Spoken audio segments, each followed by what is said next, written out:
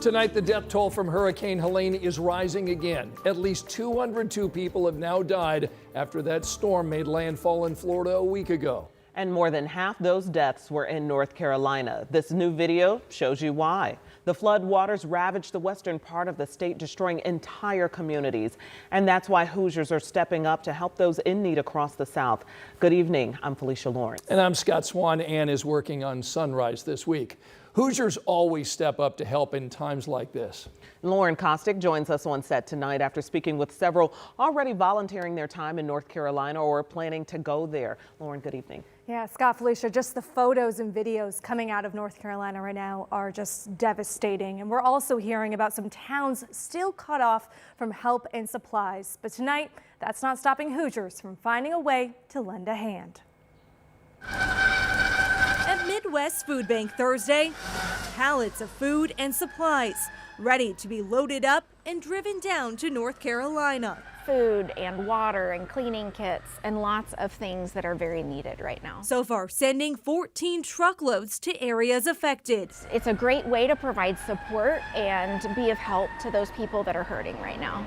The need stretching across much of the southeast just a week after Hurricane Helene made landfall, isolating and cutting off towns from life-saving support. Plus, many loved ones still missing as search and rescue missions get underway. Indiana Task Force 1 focusing on the western part of North Carolina, speaking to 13 News for the first time Thursday, detailing the grim reality. Most of these houses are completely gone. The ones that we're working on now, we're looking for them. They're not anywhere near where they used to be. So, it's just, it's sad.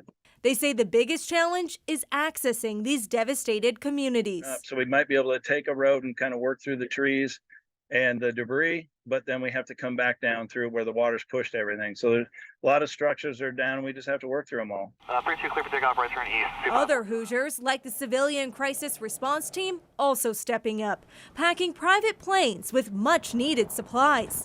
And earlier this week, volunteers with the local Red Cross heading down to do their part. I just felt like, why would I not go?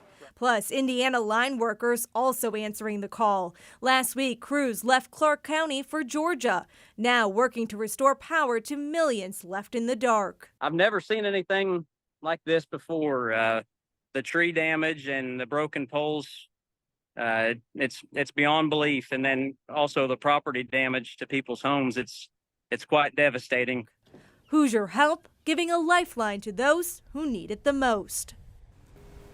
And the other big challenge down there right now is the cell service and the internet. So a lot of the Hoosier volunteers down there can't call their families back home here in Indiana. So I know when I was speaking to Task Force 1, they were saying, please let our family know that we're doing okay. We're tired, but we're doing okay. So wanted to make sure we pass along that message. Yeah, North Carolina has received hurricane floods, but not like this. Nothing like My this. goodness. Thank you, Lauren Kostiuk, for reporting. Yeah. And there are so many different Hoosier organizations sending help to North Carolina. We've made it easy for you. If you'd like to help, you can scan that QR code that you see on the screen. It'll take you to WTHR.com/SeenOn13. That's where you'll find a story with all their information.